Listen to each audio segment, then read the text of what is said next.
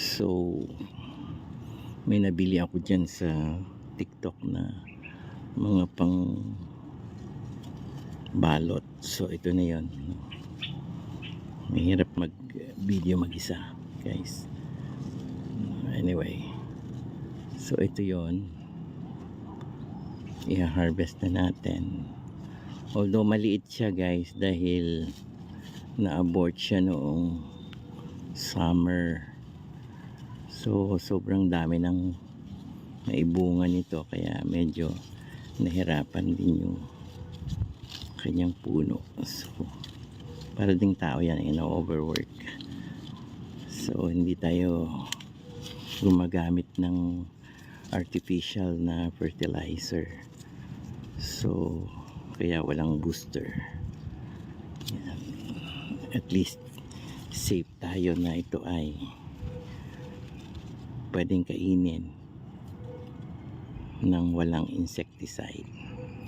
Ayan, guys, oh.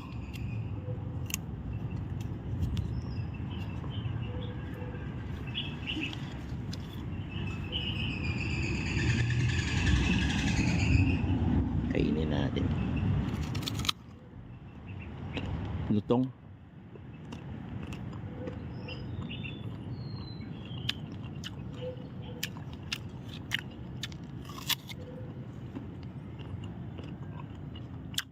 This is one good source of vitamin C, guys. Ito naman yung aking grapes na pinagdiskitahan ng ulan. So guys, ang grapes, ganyan ang nangyayari pagka panay ang ulan. Yan, oh.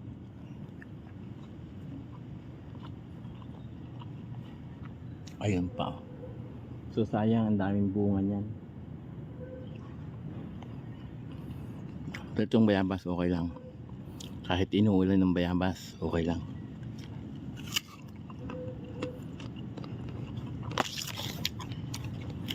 Ayun, ang laki.